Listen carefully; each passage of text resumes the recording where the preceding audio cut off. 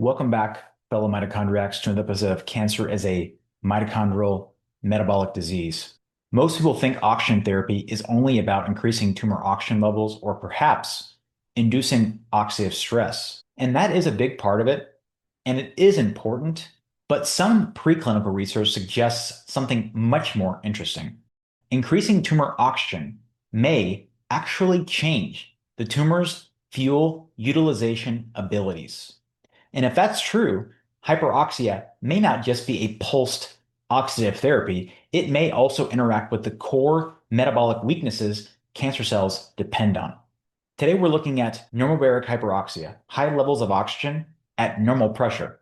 And the data suggests it may reduce tumor glucose and glutamine uptake and utilization. So without further ado, let's get into it. So the big question in the title of the video is, does oxygen starve cancer? And, I get down these investigative and research rabbit holes when looking at the published literature. And I end up sometimes discovering things that I never would have expected. In this video and the research that I found that is going to be presented in this video, for me was absolutely shocking. It was definitely not something I expected. So in the last video, we talked about how when preclinical kind of mouse or rat models were given oxygen, the amount of tumors and the tumor volume both drastically shrank and lowered. And we also looked at how when these tumors were given either chemotherapy or chemotherapy with oxygen, the oxygen almost performed as well as the chemotherapy when it comes to lung tumor numbers. And when it came to the lung tumor volume, chemo slightly beat out oxygen alone. And then when you looked at if they combined them in both camps, both the amount of tumors and the volume of tumors, we saw reductions that were synergistic to one or the other. And we also looked at how when we give high amounts of oxygen, normobaric, without pressure, hyperoxygenation, at various percents, we see increases in reactive oxygen species and markers of oxidative stress. And we saw that through various publications, whether it be this paper here or this paper here. We saw that when we gave hyperoxia, you saw markers of increased oxidative stress, which makes total sense. And I think that when I was researching hyperoxia as a possible modality or an adjunct to metabolic therapies or the standard of care, I was expecting this as the result and as the only result. But what I actually saw next actually shocked me. So I'm going to pull a paper that was published in December of 2022, and it was titled Inspiratory Hyperoxia Suppresses Lung Cancer Metastasis Through a MYC/SLC1A5 Dependent Metabolic Pathway.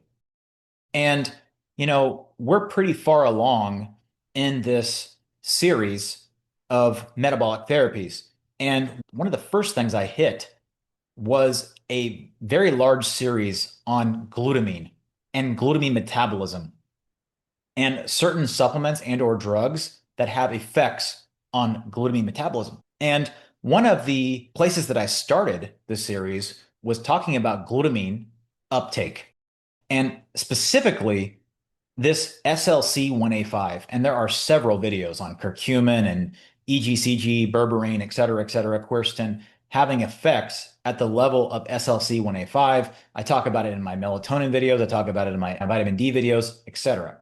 However, this was not something I was expecting to see when I was researching oxygen.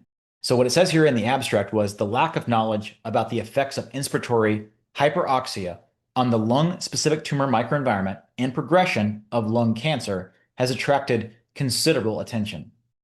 This study proposes that inspiratory hyperoxia has a special significance for malignant phenotype of lung cancer cells. The effect of different oxygen parameters on proliferation, apoptosis, invasion, and migration of lung cancer cells were systematically evaluated in vitro and in vivo. Our results reveal that inspiratory hyperoxia treatment, 60% FiO2 or 6% oxygen for 6 hours a day, not only has no tumor progression / promoting effects, but also suppresses lung cancer metastases and promotes long-term survival. In addition, we combined transcriptome, proteome, metabolome analysis and found that hyperoxia treatment induced significant intracellular metabolic changes in lung cancer cells. Overall, we established that MYC/SLC1A5 induced metabolic reprogramming and glutamine addiction is a new mechanism that drives lung cancer metastases, which can be significantly suppressed by inspiratory hyperoxia treatment. These findings are relevant to the debate on the perils, promises, and anti-tumor effects of inspiratory hyperoxia, especially for lung cancer. And what we have here is a neat little graphic where you have 21% FiO2, which is room air, what we're all breathing in, and then 60% FiO2. And it shows that if you're only breathing in 21% FiO2, that led to bigger tumors, more tumors, distant metastases, whereas if you breathed in 60% FiO2, it would have smaller tumors, less tumors in the primary site, as well as a blockade or a lower amount of distant metastases compared to normobaric oxygen. And then we have SLC1A5, which is a key glutamine uptake transporter, something we talked about plenty of times in the past, is being downregulated by hyperoxia through this MYC/SLC1A5 pathway. And that led to less glutamine metabolism by these lung cancer cells that were exposed to that. So let's take a look at this experiment. So the cell lines were these immortalized human epithelial cells, Lewis lung carcinoma cells, and human lung carcinoma cell lines H1299 and A549 were obtained from Shanghai, China. And there was hyperoxic exposure. They basically took these cell lines and these mice and they exposed them to either 21% FiO2 or oxygen percent, 30%, 60%, 90%, or 98%. And they were given either 3 hours of this, 6 hours of this, 12 hours of this for a period of 30 days.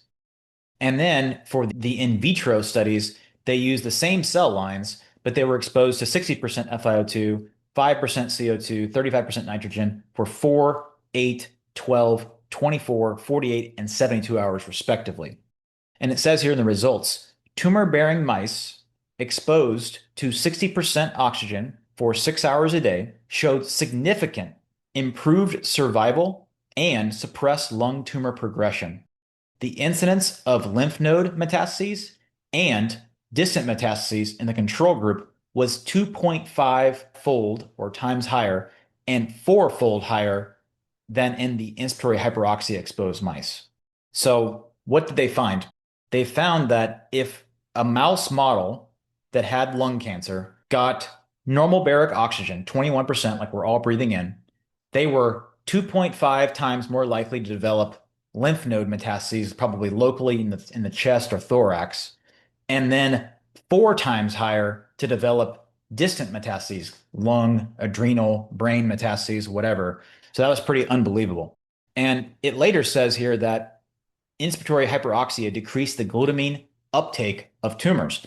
The assessment of the effect of hyperoxia on glutamine metabolism in lung cancer cells through measuring the level of intracellular glutamine by ELISA revealed that hyperoxia exposure caused a continuous decrease in glutamine in H1299 and A549 cells. Heat map and gene enrichment analysis indicated that the metabolic pathway of glutamine was inhibited by H1299 cells exposed to hyperoxia. PCR and immunoblotting analyses were used to confirm the regulatory effects of hyperoxia on the expression of genes largely involved in the transport, synthesis, and catabolism or breakdown of glutamine. The results indicated that the solute carrier family 1, member 5, SLC1A5, also known as ASCT2, a major glutamine transporter, which was highly expressed in normoxia and the H1299, A549, H226, and H520 cells was downregulated by 60% oxygen treatment. In the in vivo lung metastases mouse model, we found that SLC1A5 expression was significantly reduced in inspiratory hyperoxia exposed lung tumors compared to that of the control group. However, 60% O2 treatment had no effect on the expression of SLC1A5 in subcutaneously transplanted tumors and mice. We inferred that the inspiratory hyperoxia-induced decrease in SLC1A5 expression in the lung tumor led to the reduced glutamine uptake and metabolic demands to regulate tumor metastasis. The measurement of glutamine uptake further confirmed that hyperoxia significantly decreased the intracellular transport of glutamine in lung cancer cells. Furthermore, the level of glutathione was significantly increased in the normal cells treated with 60% oxygen, suggesting that hyperoxia may play a role in the maintenance of cellular redox homeostasis. However, the opposite effect on intracellular glutathione was observed in the lung cancer cells. We speculate that the hyperoxia-induced decrease of the glutamine level may lead to an obstruction of glutathione synthesis in lung cancer cells. Hyperoxia caused a more significant increase in reactive oxygen species levels in lung cancer cells compared to their normal counterparts. Remarkably, the treatment of the antioxidant N-acetylcysteine, NAC, could prevent the apoptosis caused by the exposure of hyperoxia for 48 hours, but promoted cancer progression. Another example of why NAC should never be given to cancer patients, unless it's a very specific reason. So let's take a look at some graphics that were associated with this paper. So here is a graphic of overall survival, depending on the level of oxygen they got for 6 hours per day. So you see here, if they got nothing, they lived at most 100 days. If they increased the oxygen from 21% to 30%, they lived significantly longer. However, the maximum benefit was seen at 60% oxygen for 6 hours a day. If they gave the mice 90% oxygen for 6 hours a day, they actually lived shorter amount of time. And we can talk about why that may not be. Now, let's look at the next table, which is going to be the number of lymph node metastases and the number of distant metastases for this lung cancer model in mice. So you see here, if they got normal amounts of oxygen, they had 8 metastases in the lymph nodes, probably locally in the thorax because it's a lung cancer model. And then distant metastases was 4 to the liver and to the neck. And then for the 60% FiO2 group, you see that they had 3 lymph node metastases on average compared to the 8 of the control. And they had 1 liver metastases compared to 4 in the control also. So high oxygen levels lowered the amount of actual metastases, not only increased survival, but lowered the amount of metastases in the local area and the lymph nodes, as well as distant metastases in the liver and neck, respectively. And I just marked, because I didn't remember exactly what these were, but it's H1299 was a human non-small cell lung cancer, and A549 is a human lung adenocarcinoma. So let's look at some other graphics they had associated with this paper. So here is normal oxygen, right? So if they gave 21% oxygen to these cancer cells, this is the human non-small cell lung cancer, you saw that the glutamine levels actually increased over 24 hours slightly. However, if they gave the same tumor 60% oxygen, you see that at 12 hours and 24 hours respectively, you see a roughly 50% drop in the glutamine uptake by these lung cancer cells. And you see that across the board, depending on the cell type.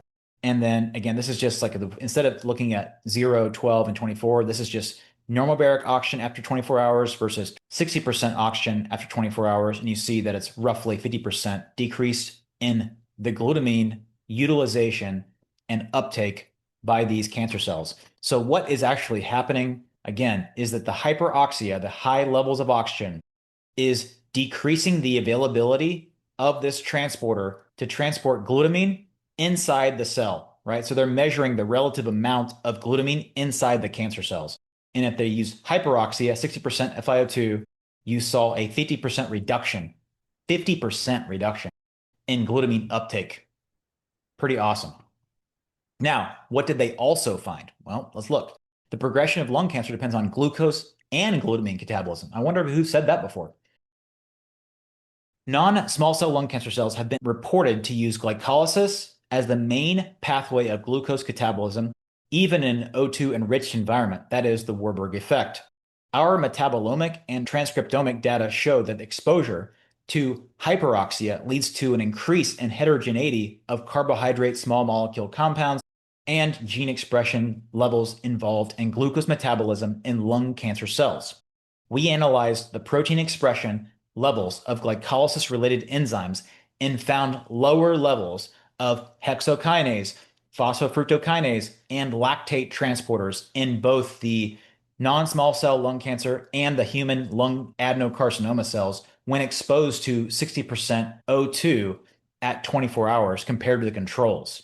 The measurements of the oxygen consumption rate and this ECAR in the normal cells, the cancer cells, revealed that the cancer cells specifically exposed to hyperoxia decreased the basal and maximum rates of consumption compared to the control group. The glycolytic capacity of lung cancer cells exposed to 60% O2 for 12 hours was 40 to 50% lower than controls. However, hyperoxia did not significantly affect the glycolytic capacity and mitochondrial respiratory capacity of the normal cells. Pretty awesome.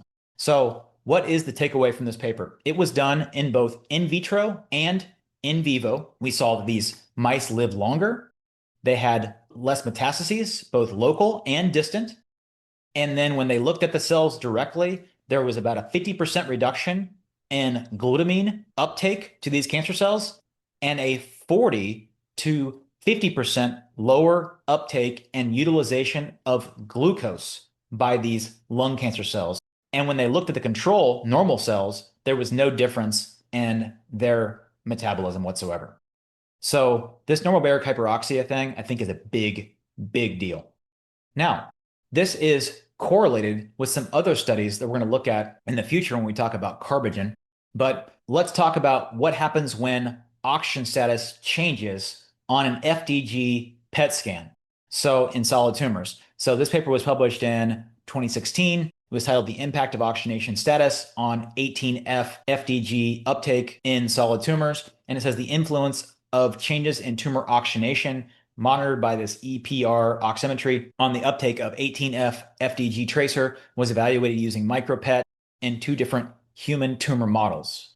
The 18F FDG uptake was higher in hypoxic tumors compared to tumors that have a PO2 value of greater than 10 millimeters of mercury. Now, I wasn't planning on trying to scroll back to this particular slide, so bear with me here. But what do we see? The average PO2 in all tumors is about 10, right?